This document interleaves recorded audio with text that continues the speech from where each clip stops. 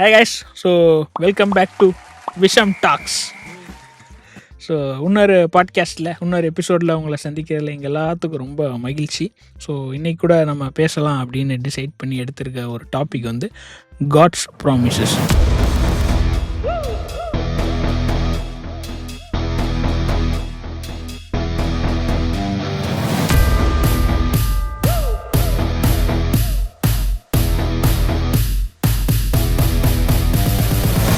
கண்டிப்பாக நம்ம எல்லாருடைய லைஃப்லேயும் ரொம்ப ரிலேட் பண்ணக்கூடிய ஒரு டாப்பிக்காக இருக்கும்னு நாங்கள் நம்புகிறோம். கண்டிப்பாக. ஸோ நம்முடைய லைஃப்லேயும் இப்போ யாராச்சும் வந்து நமக்கு ஒரு ப்ராமிஸ் கொடுக்குறாங்க அப்படின்னா உடனே நம்ம அதை நம்புவோமா? ரொம்ப கஷ்டம். நம்ப மாட்டோம். மோஸ்ட்லி நம்புறதுக்கு முன்னாடி என்ன பண்ணுவோம் அப்படின்னா, ப்ராமிஸ் பண்ணவருடைய கேரக்டர் என்ன, அவர் உண்மை உள்ளவரா, நம்பத்தக்கவரா, சொன்ன வார்த்தையை நிறைவேற்றுவாரா, அவருடைய கேரக்டர் என்ன, இதுக்கு முன்னாடி அவர் சொன்னதெல்லாம் செஞ்சாரா, இல்லை ஏமாற்றிட்டு போயிட்டாரா. ஸோ இந்த மாதிரி இந்த கேரக்டர்ஸ்லாம் நம்ம பார்த்து அதுக்கப்புறம் தான் நம்பலாமா வேணாமா அப்படின்னு முடிவெடுப்போம். இப்போ உதாரணமாக நம்மளே வந்து சரி நாளைக்கு போகிறோம் 2 வீடியோ எடுத்துடுறோம், நமக்கே தெரியும் அதில் ஒன்றும் நடக்கவே நடக்காது. என்ன பிரேமி ப்ரோ கரெக்ட் தானே. ஸோ சில ப்ராமிஸஸ் சில பேர் ப்ராமிஸ் கொடுக்கும்போதே நமக்கு தெரியும் சரி இவங்க செய்ய மாட்டாங்க, 15 நிமிஷத்தில் வந்துடுவேன் அப்படின்னு சொல்லுவாங்க. ஆனால் அது 45 நிமிஷம் ஆகும். ஸோ அந்த மாதிரிலாம் கண்டிப்பாக. ஸோ அதனால் பட் காடும் அந்த மாதிரி தானா. ஆண்டவர் வேதத்தில் நிறைய பேத்துக்கு நிறைய ப்ராமிசஸ் கொடுக்க நம்ம பார்க்குறோம். இந்த காலத்துலேயும் ஆண்டவர் தன்னுடைய வேதத்தின் மூலமாக இன்னும் பல வேதத்தின் மூலமாக நிறைய பேத்துக்கு நிறைய வாக்குத்தத்தத்தை கொடுக்கறத நம்ம பார்க்குறோம், கேட்குறோம், அனுபவித்திருக்கிறோம். அதை நிறைவேற்றுவதற்கு அவர் உண்மையுள்ளவராக இருக்கிறாரா, அதை பற்றி தான் இன்னைக்கு. சூப்பர். காட் வந்து ப்ராமிசஸை உண்மையிலே அவர் வந்து நடத்துவாரா அப்படின்றதுக்கு பைபிளில் நிறைய வசனங்கள் இருக்குது. ஃபர்ஸ்ட் வந்து அவர் சொல்லியிருக்காரு.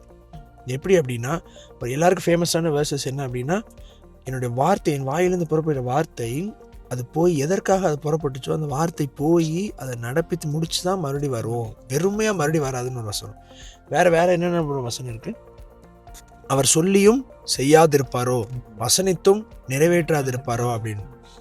ஸோ எவ்வளோ தாமதமானாலும் சொன்னதை செய்யும் அளவும் நம்மளை என்ன பண்ணுவார், கைவிட மாட்டார். அது ஒரு பாட்டு, அது வசனம் கிடையாது நினைக்கிறேன், தெரில. வசனம் பாடலாக மாறி. ஓகே, இந்த மாதிரி வேற ஏதாவது வேர்சஸ் எது இருக்கா ஞாபகம் வருதா? அவர் பொய் சொல்ல மனிதன் இல்லை, மனுபுத்திரனும் இல்லை, சொல்லியும் செய்யாதிருப்பாரோ, வசனித்தும் நிறைவேற்றாதிருப்பாரோ. அதுதான். இந்த மாதிரிலாம் நம்ம வந்து நிறைய வசனங்கள் வந்து நம்ம பைபிளில் பார்த்துருக்கோம். அவர் வந்து சொன்னார் அப்படின்னா நிச்சயமாக அதை வந்து செய்வார் அப்படின்ட்டு. ஸோ அதனால அவர் சொல்கிற அந்த வார்த்தையை நம்ம நம்பணும். Correct bro. ஆனால் இன்னொன்று நிறைய பேர் என்ன சொல்கிறாங்கன்னா, சொன்னால் போதுமா, செய்ய வேணாமா, சரி பைபிளில் இருக்குப்பா, இதெல்லாம் இருக்குது, சொன்னால் செஞ்சிருவார்னு போட்டிருக்கு, கண்டிப்பாக வசனிச்சா நிறைவேற்றுவா எதிர்ப்பாருன்னு போட்டிருக்கு, அவர் வந்து சொன்னபடி செய்வாரா, லைக் அவர் என்ன சொல்கிறாரோ அதை செஞ்சுருவாரா, ஆக்ஷனில் அதை காட்டுவாரா அப்படின்னு நிறைய கேள்வி கண்டிப்பாக வரும். அந்த கேள்வி நியாயமான ஒரு கேள்வி தான். என்ன நினைக்கிறீங்க? ஸோ அதை பற்றி நம்ம வந்து அதை ரிசர்ச் பண்ணோன்னா நம்ம வந்து கோ பேக் டு பைபிள்.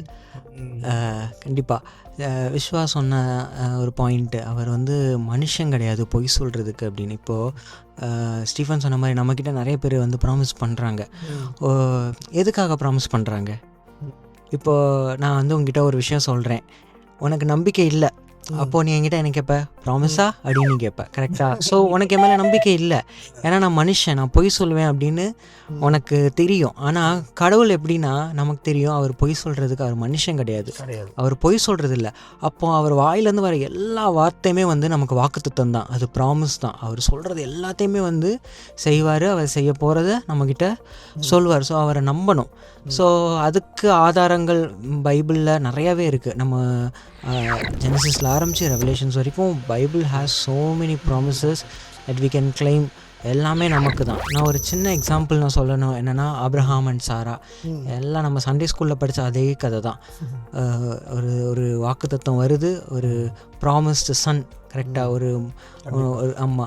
அப்போது அந்த வாக்குத்தத்தத்தை வந்து ஆப்ரஹாமுக்கு அவர் கொடுக்கும்போது, அந்த தூதன் வந்து சொல்லும்போது, சாராள் வந்து டென்ட்டில் இருந்துட்டு கேட்குறாங்க, கேட்டுட்டு சிரிக்கிறாங்க. ஏன்னா நமக்கு தெரியும் பைபிள் கிளியராக சொல்லுது she is past child bearing age. அவங்க வந்து குழந்தை இதுக்கு மேலே அவங்களால பெற்றுக்கொள்ள முடியாத ஒரு வயது, அவங்க முதிர் வயதை அடைஞ்சிட்டாங்க.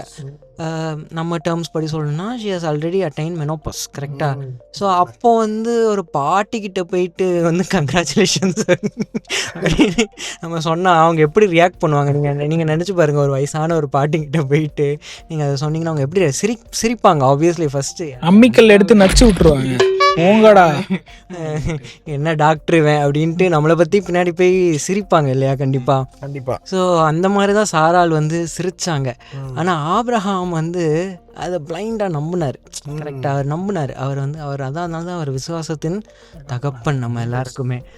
அப்போது பாருங்கள், சாராள் வந்து சிரித்தாலும் அவங்க ப்ரூவ் பண்ணுறதுக்கு இந்த பார்த்தியா அவங்க சொன்னது நடக்கலை, அவர் சொன்னது நடக்கலை, அது பொய் தான், நான் சிரித்தப்போ நீங்கள் எல்லாம் ஒரு மாதிரி என்ன சொன்னீங்க பாருங்கள் இப்போ நடந்துச்சா அப்படின்ட்டு கேட்டுக்கிட்டே இருந்தாங்க.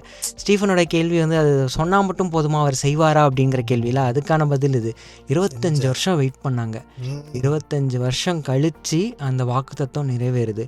இப்படி அப்போது அவர் சொல்கிற வார்த்தை, ஒரு வசனம் இருக்கு இல்லையா, நான் அனுப்புகிற வார்த்தை அது வந்து அது நான் அனுப்புன அந்த காரியத்தை முடிச்சுட்டு தான் என்கிட்ட ரிட்டன் ஆகும், வெறுமையாக வந்து என்கிட்ட வராது. எப்படி வானத்திலேருந்து மழையோ பனியோ பெஞ்சு அந்த தரையில் விழுந்து அதுலேருந்து அந்த புல் விளைய பண்ணுதோ, அதே போல் அவர் வார்த்தை வந்து அதோடைய அவர் நினச்ச காரியத்தை முடிச்சுட்டு தான் அது வந்து நிறைவேறும். அது அவர் அப்போது நமக்கு இது ஒரு one of the very commonest examples நம்ம we can say.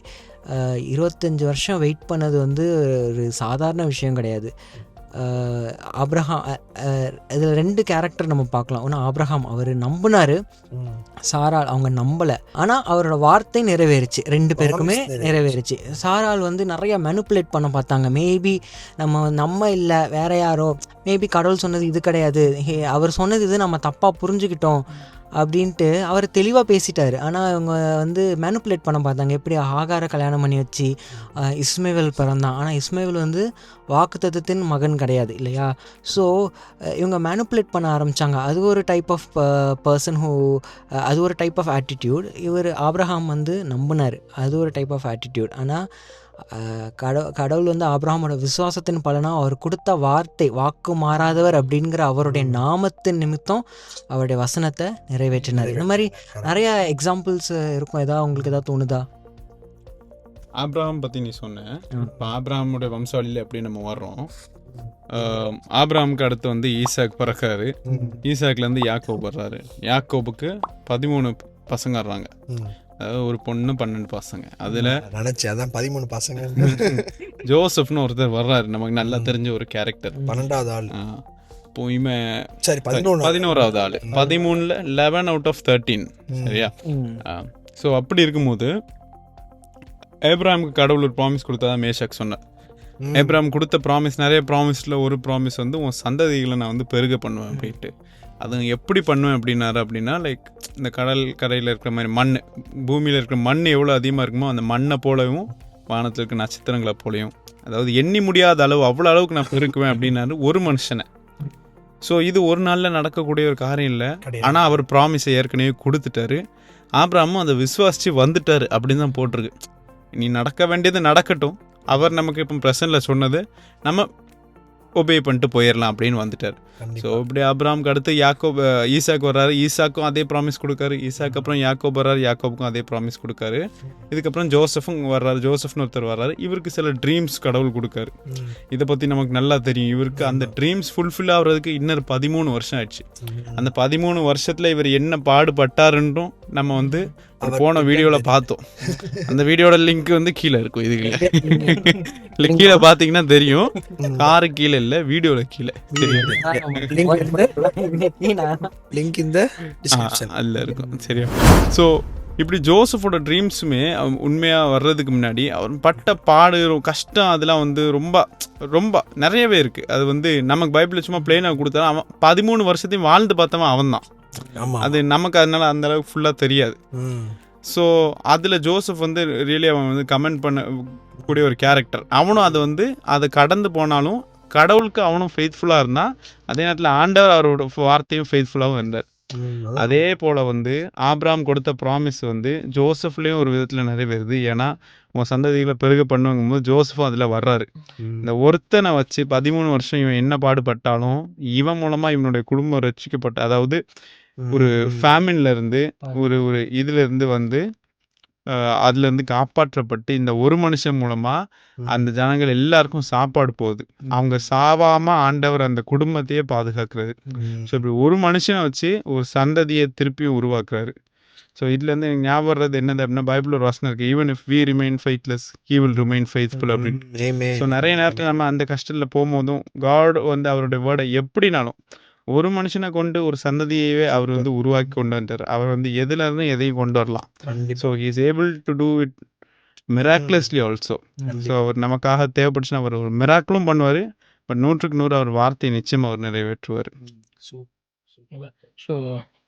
பிட் பிட் பீட் பிரிசன் அப்படின்னு ஒரு வீடியோ பார்த்தீங்கன்னா இந்த லிங்கை கிளிக் பண்ணுங்க. நான் பெட்டு பெட்டுன்னு பேசினேன், பழந்துருவாங்க.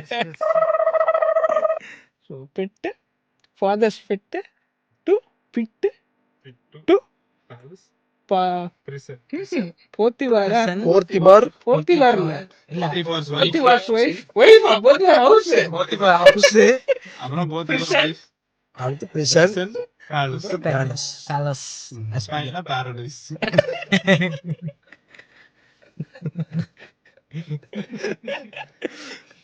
ஓகே, ரொம்ப உண்மை. கண்டிப்பா ஒரு பாரடைஸ். அதுக்கு முன்னாடி பேரண்ட்ஸ் மறுபடியும் மீட் பண்ணார்ல, பேரண்ட்ஸ் திரும்ப பேரண்ட்ஸ் பாரடைஸ். அப்புறம் பேரண்ட்ஸ். சரி, ஓகே. ஸோ இப்போ நம்ம ஆண்டவர் உண்மை உள்ளவர் அப்படின்றதுக்கு சில உதாரணங்கள் பார்த்தோம். கண்டிப்பா வேதத்துல இருந்து சொன்னாரு செஞ்சாரு அப்படின்னு பார்த்துருக்கோம். ஸோ இந்த காட்ஸ் ப்ராமிசஸ்க்கு there are some principles, there are some applications. எப்படின்னா, அதாவது காட்லி பிரின்சிபிள், பிப்ளிக்கல் பிரின்சிபிள்ஸ் சில விஷயங்கள் இருக்குது. அதை எடுத்து நம்முடைய வாழ்க்கைக்கு அப்ளை பண்ணோன்னா ரொம்ப ரொம்ப ரொம்ப யூஸ்ஃபுல்லாக இருக்கும். ஸோ அந்த சில பிரின்சிபிள்ஸ் தான் நம்ம இப்போ அடுத்து பார்க்க போகிறோம்.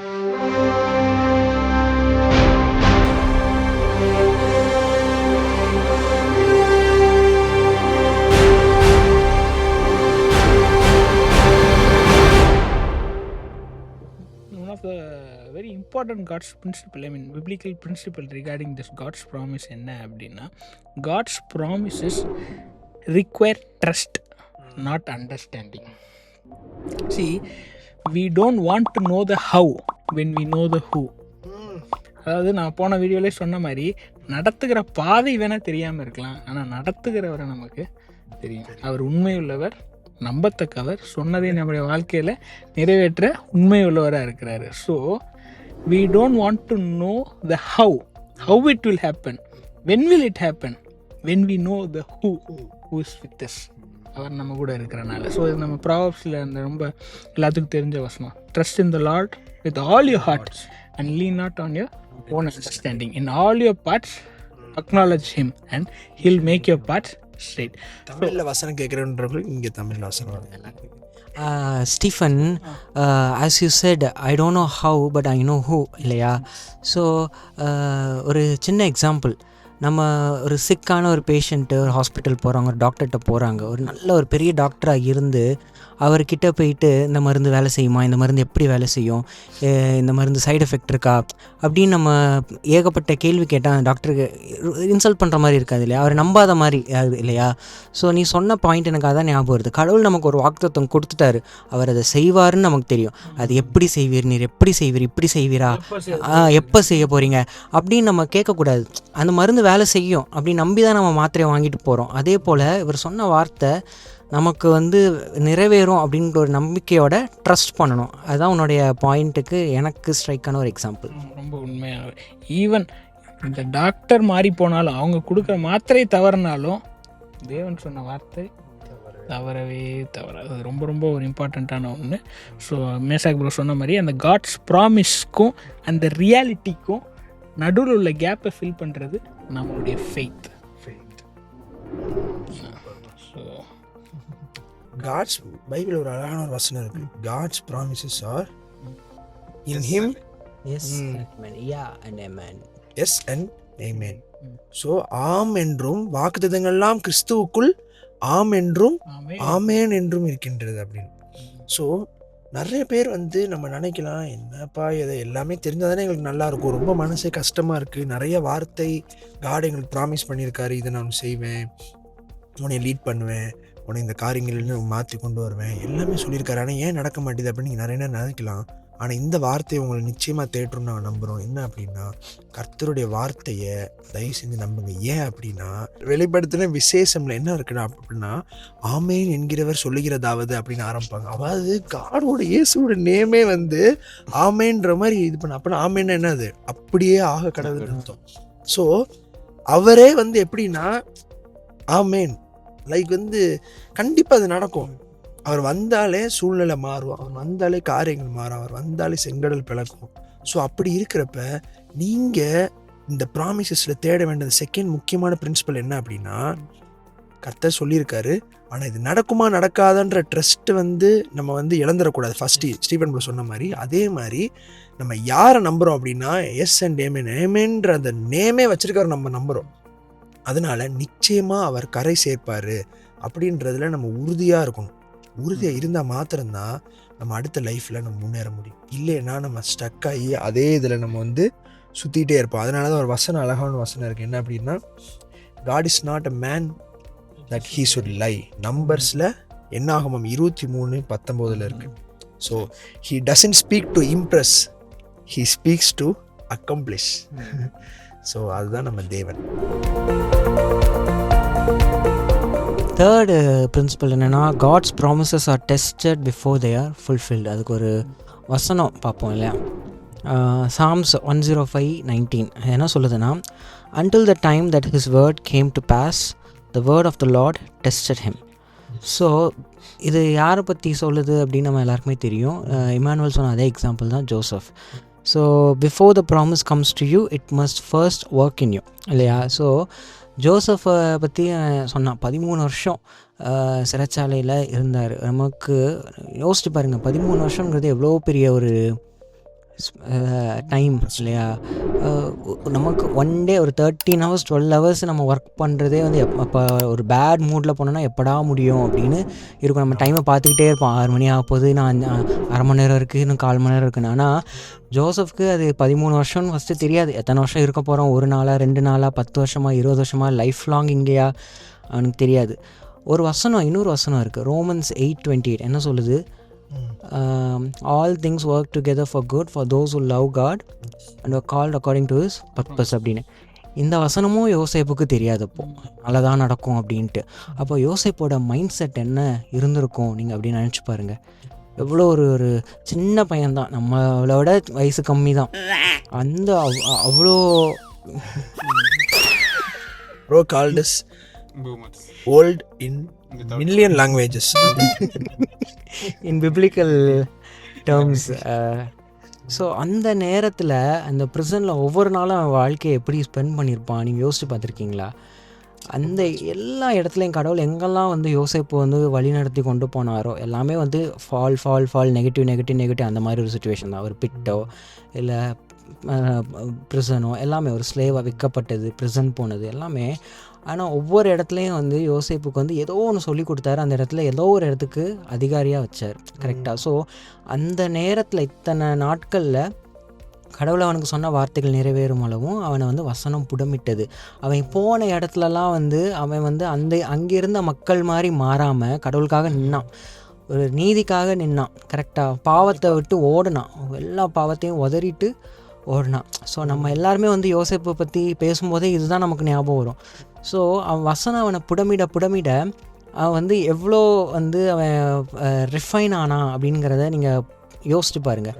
ஸோ இங்கே டெஸ்டட் அப்படின்னு அந்த வசனம், அந்த வார்த்தை டெஸ்ட் அப்படிங்கிறது, டெஸ்ட் ட்ரையல் அப்படின்னு அது வந்து நம்ம எப்படி எடுத்துக்கலாம்னா, அந்த புடமிட்டது அப்படிங்கிறது வந்து ஒரு ரிஃபைனரி ப்ராசஸ். ஒரு கோல்டையோ ஒரு சில்வரையோ ரிஃபைன் பண்ணணும், திருப்பி அதை சுட்டு சுட்டு அதை உருக்கி அது ரிஃபைன் பண்ணி அதில் இருக்கிற அழுக்கெல்லாம் எடுத்ததுக்கப்புறம் தான் அந்த கோல்டுடைய ரியல் ஒர்த்து, அந்த ப்ரெஷஸ் ஜுவல் அல்ல அந்த ப்ரெஷஸ் மெட்டலோடைய ரியல் ஒர்த்தே நமக்கு தெரியுது. பியோர் கோல்டுனா எவ்வளோ ரேட் நமக்கு தெரியும்.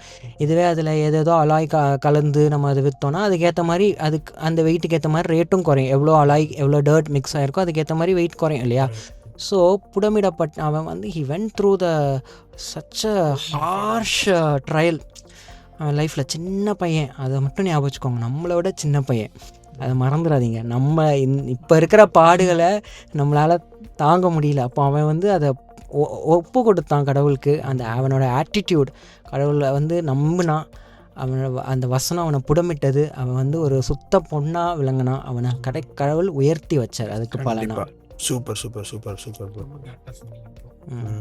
So test to not destroy your promise, they prepare you for it. கண்டிப்பாக கண்டிப்பாக. So when I mean finally when the promise arrives, you will be prepared enough to handle it in a matured way அப்படின்றது. அப்படி இல்லைன்னா prepare ஆகாமல் நம்ம வந்து promise நம்மளுக்கு கிடச்சிச்சின்னா அதை வந்து இந்த குரங்கு கையில், நம்ம ஏற்கனவே பேசுகிற மாதிரி குரங்கு கையில் பூமாலை கொடுத்த மாதிரி, ப்ராமிஸ் நல்லதாகவே இருந்தாலும் கெடுத்து போட்டுருவோம். But we are matured enough to handle it. கண்டிப்பாக அதை வந்து நம்ம கரெக்டாக காத்துப்போம். So that's the reason why God prepares us before giving us the promise. ரொம்ப உண்மை ப்ரோ, மேஷாக் ப்ரோ, ரொம்ப ஆழ்ந்த சத்தியம். ஸோ இன்னொரு பிரின்சிபல் என்ன அப்படின்னா, God fulfills his promise in his way, not our way. இந்த சென்ஸ் லைக் நிறைய நேரத்தில் வந்து நம்ம சில விஷயங்கள் ஆண்டவர் நம்மளுக்கு ப்ராமிஸ் பண்ணியிருப்பார், இப்படி தான் செய்யணும், இப்படி ஆண்டவர் செஞ்சுருவார், அப்படி செஞ்சுருவார் நம்ம நினைக்கலாம், எதிர்பார்க்கலாம். பட் சில நேரங்களில் இல்லை பல நேரங்களில் அப்படி நடக்காது. சொன்னதை செய்வார், ஆனால் நம்ம நினைக்கிற மாதிரி வழிகளில் இல்லாமல் அவருடைய உயர்ந்த வழிகளில் அது நடக்கும். உதாரணமாக வேதத்திலே பார்த்தோம்னா, நம்ம இஸ்ரேல் பீப்புளெலாம் மேசியா வந்து நம்ம காப்பாற்றுவாருன்னு விசுவாசத்தில் இருக்கும்போது அவங்களாம் என்ன எக்ஸ்பெக்ட் பண்ணாங்கன்னா, ஒரு வாரியர் எக்ஸ்பெக்ட் பண்ணாங்க, வந்து போட்டு அடிச்சு ரோமன்ஸ் சாம்ராஜ்யத்தை கவுத்திடுவாரு அப்படிதான் நினச்சிட்டு இருந்தாங்க. ஈவன் டிசைபிள்ஸு எப்படி யோசிச்சாங்க, நம்ம அவரோட சேர்ந்து அரசால போகிறோம். சில பேர் சின்ன வயசுல இருந்து அதுக்குன்னே ஒப்பு கொடுத்துட்டாங்க. அது டிசைபிள் சைமன் ஒருத்தர் வந்து சின்ன வயசுல இருந்து ஜெல்லட்ஸ்ல வந்து ஒப்பு கொடுத்து பயங்கரமா ப்ராக்டிஸ் பண்ணி மெசாயா வருவாரு, வந்து நம்ம கூட சண்டை போடணும்னு சொல்லிட்டு பயங்கரமா ப்ராக்டிஸ் பண்ணி ரெடியா இருக்காங்க. அந்த அளவுக்கு எக்ஸ்பெக்டேஷன் சின்ன வயசுல இருந்தே, அந்த அளவுக்கு ஒரு ப்ரிப்பரேஷனோட இருக்காங்க. பட் என்ன பிரச்சனை, ப்ரிப்பரேஷன் அவர் பண்ணது கெமிஸ்ட்ரி எக்ஸாம், ஆனால் வந்தது ஃபிசிக்ஸ் எக்ஸாம் மாதிரி அப்படியே ஒரு சேஞ்ச். அவங்க எக்ஸ்பெக்ட் பண்ணது அப்படி, ஆனால் வந்தது ஒரு தாழ்மையான ஒரு என்ன சொல்றது, ஒரு குழந்தையின் ரூபம் எடுத்து, ஒரு என்ன சொல்றது, என்ன மேஞ்சர், அப்படி ஒரு தாழ்மையான ஒரு மனித ரூபம் எடுத்து அவர் வந்து வாழ்ந்து அப்படி ஒரு பாடுகளை சகிச்சு அதன் மூலமாக கடந்து போய் நம்மளை சேவ் பண்ண வேண்டியது ஒரு மாதிரி ஆண்டவருடைய சித்தம் இருந்துச்சு. சொன்னது செஞ்சாரு. நம்ம எதிர்பார்த்த நிலைமையில செஞ்சாரா, எதிர்பார்த்த வழியில இல்லை. ஸோ அதையும் நம்ம வந்து we should be mindful of it. ஆண்டவர் ப்ராமிசஸ் நடக்கும் நம்முடைய வாழ்க்கையில, நம்ம எதிர்பார்த்த வழிகளில் கண்டிப்பாக இருக்கணும் அவசியம் இல்லை. இருந்தால் சந்தோஷம், ஓகே. இல்லைனாலும் we should be matured enough to accept it. So next நம்ம பிரின்சிபல் என்ன அப்படின்னா, God's promises are unchanging. So கர்த்தர் ஒரு வழியை திறந்தார் அப்படின்னா அதை அடைப்பவன் இல்லை. அவர் வந்து கதவை பூட்டினார்னா அதை திறப்பவன் யாருமே கிடையாது. ஸோ அவர் வந்து மனம் மாறுறதுக்கு மனுஷன் கிடையாது. இன்னைக்கு ஒன்று சொல்லுவான் மனுஷன், நாளைக்கு வேற விதமாக பேசுவான். இன்னைக்கு வந்து ஆஹா ஓஹோ இந்த வீடியோ சூப்பராக இருக்கு அப்படி இருக்குன்னு சொல்லுவாங்க. நாளைக்கு என்ன சொல்லுவாங்க, ஐயா என்ன வீடியோ இப்படி ஆகிப்போச்சு. மனுஷங்களை நம்பி நம்ம இந்த வீடியோ போடல. கர்த்தர் ஒரு ப்ராமிஸ் கொடுத்துருக்காரு, நீங்கள் இந்த வீடியோ போடுறேங்க, கர்த்தர் வந்து சில பேர் அது தேற்றுவாங்க அப்படின்ற மாதிரி. ஸோ அந்த ப்ராமிஸ் வந்து யாராலையும் மாற்ற முடியாது. ஸோ அந்த ப்ராமிஸோட பேலன்ஸ் வந்து தராசு வந்து நம்ம எப்படி வைக்கணும் அப்படின்னா, ஒரு ஃபேக் தராசாக வைக்கக்கூடாது. அவர் சேஞ்சே ஆகாது, அவருடைய தராசில் வந்து சேஞ்சே ஆகாது. ஈக்குவலாக பார்ஷியாலிட்டியே இல்லாமல் இம்பார்ஷியலாக சூப்பராக அழகாக பேலன்ஸ்டாக அவர் வந்து சேஞ்சே பண்ணாமல் அவர் பண்ணுவார். ஸோ நம்ம சில நேரம் நினைக்கலாம், ஐயோ அவர் சொன்னார் ஆனால் நடக்கலையே, அப்போ அதெல்லாம் என்னது அப்படின்னு நம்ம நிறைய டைம் கொஸ்டின் வரலாம். ஆனால் அது வந்து sometimes it's for are good, நம்ம நன்மைக்காக வந்து சில நேரம் அவர் செய்வார், அலோவ் பண்ணுவார். ஸோ அதனால் நீங்கள் வந்து மனம் உடைந்து போய் என்னடா சேஞ்ச் ஆயிடுச்சு மாறிடுச்சு அப்படின்னு நீங்கள் வந்து மனசு உடைஞ்சு போக வேணாம். ஏன்னா நீங்கள் இது மட்டும் மறந்துடவே கூடாது, காட் ஒன்று சொல்லியிருக்காரு அப்படின்னா அது வந்து அவர் மாற்றவே மாட்டார். அதில் நீங்கள் உறுதியாக இருக்கும். நீங்கள் அதை பெற்றுக்கொள்ளணும் அப்படின்னா நம்மளும் அவர் கையை நம்ம பிடிச்சு போகாமல், ஆண்டவரே நீங்கள் ஏன் கையை பிடிச்சிக்கோங்க ஏசப்பானா, ஏன்னா அவர் நம்ம கை பிடிச்சார் அப்படின்னா விடவே மாட்டார். நம்ம அவர் கை பிடிச்சோம்னா சில நேரம் நம்ம விட்டுருவோம், மறுபடியும் பிடிப்போம் அப்படி இருக்கும். So let God hold our hands so that his promises will be unchanging. Yes. So people change, situations change, seasons change. God doesn't change. According to Malachi 3:6 சொல்லப்பட்டிருக்கு. So when God speaks, his words become a foundation that we can stand on. So அது ரொம்ப ஒரு உண்மையான விஷயம். So if he said it, he'll do it. அவ்வளோதான். So இன்னொரு அடுத்த principal என்னென்னா, நம்ம எல்லாத்துக்கும் தெரிஞ்சது, லாஸ்ட் வீடியோவில் நம்ம ரொம்ப எலாபரேட்டாக பேசியிருந்தது, link in the description. He'll fulfill his promise in his timing, not your timing, not my timing, not our timing, not their timing. Vishwa dialogue போன வீடியோல God's timing. It's not your timing, it's not our timing, it's not my timing, it's not their timing, it's God's timing. So அது ஆக்சுவலாக ரொம்ப ட்ரூவானது. சொன்னவர் செய்து முடிப்பார். But அந்த ஏற்கனவே லாஸ்ட் வீடியோவில் பேசுனது மாதிரியே அந்த ப்ராமிஸ்க்கும் ஃபுல்ஃபில்மெண்ட்டுக்கும் நடுவில் உள்ள ப்ராசஸ், அந்த ப்ராசஸ் நம்ம அண்டர்கோ பண்ணலைன்னா அந்த ப்ராமிஸ் நம்ம கிடைக்கும்போது அதை கரெக்டாக வச்சுக்கிறதுக்கு இது இருக்காது. ஸோ அவருடைய டைமில் அவர் கொடுப்பாரு, நம்ம அது வரைக்கும் விசுவாசமாக ஒபீடியண்ட்டாக இருக்கணும். ஒபீடியன்ஸ்ன்றது ரொம்ப ரொம்ப ரொம்ப ரொம்ப முக்கியம். சரி சொன்னார்ல செஞ்சுருவார், நம்ம இஷ்டத்துக்கு வாழலாம், பாவத்து வாழ்க்கையில் வாழலாம், you should be obedient. So இது ஒன்று. ஸோ கைஸ், ஸோ ஆண்டவர் நம்முடைய வாழ்க்கையிலையும் வந்து சில ப்ராமிசஸ் கொடுத்துருக்கலாம். அது டிலே ஆகிற மாதிரி இல்லை நடக்காத மாதிரி தெரியலாம். ஒருவேளை இது ஆண்டவர் தான் கொடுத்தாரா அப்படின்ற மாதிரி ஒரு டவுட்டில் நம்ம இதில் இது பண்ணலாம். ஸோ ஆண்டவர் சொன்னாரே செய்வாரா, ஏன் செய்யலை, ஏன் ஒன்றும் நடக்கலை, ஏன் இப்படி இருக்குது, இந்த மாதிரி நம்ம நிறைய இது வழியாக நீங்கள் கடந்து வரலாம். நாங்கள் சொல்கிறது என்னென்னா, hold on to God's promises. இறுக்கமாக பிடிச்சுக்கொள்ளுங்க. எஸ், ரோப்பை விட்டுறாதீங்க. Yes, even if it's slow, even if it is silent, even if he is silent, even if it seems impossible, நடக்கவே முடியாது, நடக்க வாய்ப்பே இல்லை, சொன்னாரா நம்புங்க. God will do exactly what he said. His promises may take time, but it will never fail. Delays are not denials. கண்டிப்பாக S, ஒபீடியன்ஸோடு wait பண்ணுங்கள். சொன்னதை செய்கிறதுக்கு அவர் உண்மையுள்ளவராக இருக்கிறார். ஸோ இப்போ நம்ம பேசின பிப்ளிக்கல் பிரின்சிபல்ஸ் என்னென்ன அப்படின்னா, ஸோ ஃபர்ஸ்ட் ஒன் வந்து God's promises require trust, not understanding. So அடுத்தது God's promises are tested before they are fulfilled. அடுத்தது God's promises are yes and amen. God's promises are unchanging. Fourth. Fifth என்னென்னா, God's fulfills his promises in his time, not our time. அடுத்தது he fulfills his promises in his way, நம்மளுடைய not our ways. So இதெல்லாம் few principles that are taken from Bible. So நம்ம அதை when we apply it to our life, நம்ம வாழ்க்கையில் apply பண்ணும்போது அது நமக்கு மிகுந்த யூஸ்ஃபுல்லாக இருக்கும். Yes guys, so God has promised us blessings, miracles and health. அது எல்லாத்தையும் மீறி He has promised, He has given us a greatest promise that He will be with us. Yes. God with us, Emmanuel, right? So அவர் நம்மளோட கூட இருக்கார். உலகத்தில் நிறையா பாடுகள் இருக்குது, திடன் கொள்ளுங்கள், நான் உங்களோடு கூட இருக்கிறேன்னு அவர் சொல்லியிருக்காரு. நித்திய தேற்றவாளனை நமக்காக அவர் அனுப்பிச்சு இருக்காரு. நம்ம கூட Holy Spirit is there every day to help us walk in his word and claim his promise. அவருடைய வசனங்களை அவரை நம்புறதுக்கும் கூட நம்ம அவருடைய உதவி தான் நம்ம நாட வேண்டியது இருக்குது. அவர் நம்மளை எல்லா விதத்துலேயும் அவர் நம்மளை வழி நடத்துவார். அவர் தூரமாக இல்லை, நம்ம கூடவே இருக்கார், நம்மளை விட்டு விலக மாட்டார். அவர் வாக்குத்தத்தங்கள் தாமதமாகும்போது அவர் அமைதியாக இருக்கார் நம்ம நினைக்க வேண்டாம். Behind the scenes God has not surrendered, he is working on our behalf. So trust him. Open your Bibles. உங்கள் பைபிளை திறந்து தேடுங்க, வாக்குத்தத்தங்க தேடுங்க, ஒவ்வொன்றையும் நீங்கள் வந்து சொந்தமாக்கி கொள்ளுங்க, சுதந்திரப்படுத்திட்டு கடவுள்கிட்ட போய் கேளுங்க, நீங்கள் சொன்ன வார்த்தையை நீங்கள் நிறைவேற்றுங்க அப்படின்ட்டு. Do as you have said அப்படின்னு. He will never fail you, he will not lie to you. அவர் அதை நிறைவேற்றுவார். ஸோ இந்த வீடியோ உங்களுக்கு ரொம்ப பிளெஸ்ஸிங்காக இருக்கும், யூஸ்ஃபுல்லாக இருந்திருக்கும் நாங்கள் நம்புகிறோம். உங்களுடைய தாட்ஸ், உங்களுடைய டெஸ்டிமனிஸை நீங்கள் கமெண்ட்ஸில் போடலாம். we are waiting to hear from you. Yes. So the greatest promise ஆண்டவர் நம்மளுக்கு கொடுத்தது என்ன தெரியுமா? மேஷாக் ப்ரோ சொன்ன மாதிரி, it's his presence. Immanuel, God with us.